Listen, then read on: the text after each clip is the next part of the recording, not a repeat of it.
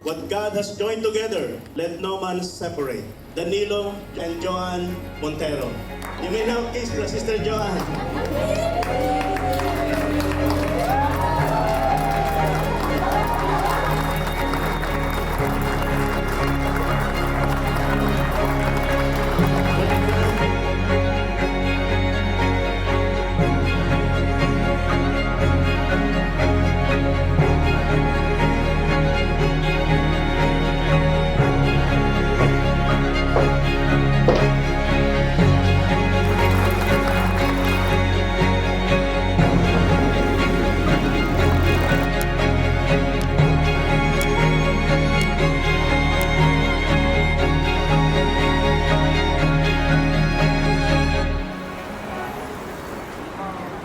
Two people are better than one, for they can help each other to succeed. Kung nagkakaroon man kayo ng problema, siyempre hindi mawawala yon. May mga challenges na kailangan harapin, minsan may mga differences tayo, pero ito nangangahulugan na ito yung magse-separate sa atin. Lahat ng problema ng mag-asawa, harapin ng mag-asawa.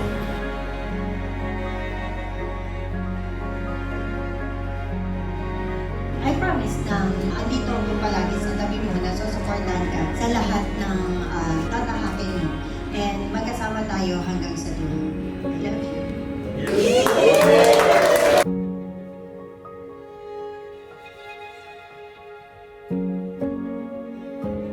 Panginoon, patuloy ang pagpalain ng aming kapatid, Father God, with your wisdom, knowledge, and understanding. Lord, we thank you for the power of the Holy Spirit that will strengthen their bond of relationship and that will strengthen, Lord God, their married life. In the name of Jesus. Amen and amen.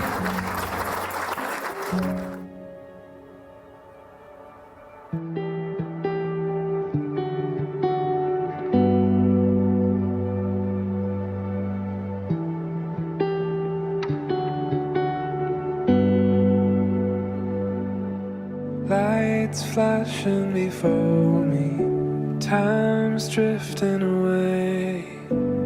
I can read between the lines, but still haven't found the words to say when long days turn into long years. But is it any wonder we're Help me to still welcome our gorgeous bride, Mrs. Joan Montero.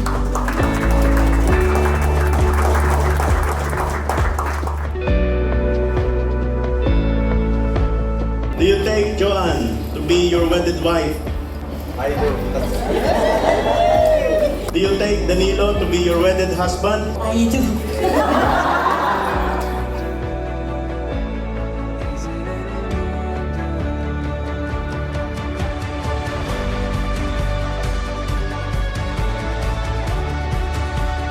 Gusto ko rin malaman din ng family ni John at yung mga anak ko na ito na yung life namin ngayon. Ito na yung path na dinadaanan namin ngayon. Para naman malaman nila kasi nga kami nandito, sila nasa Pilipinas.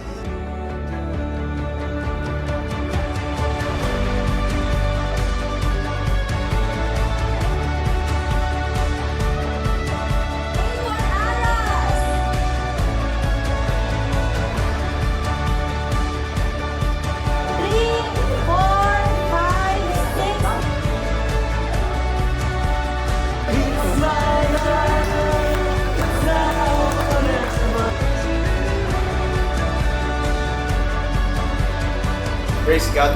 Alam ko hindi niya kami pinabayaan. Sa akin, yung problema, nandyan pa din. Lahat ng problema na pagdaanan yata namin. From the bottom of my heart, I thank you very much. Kayo ang nagturo, kayo ang sumama sa amin. Para sa akin na kayo ang naging strength ko.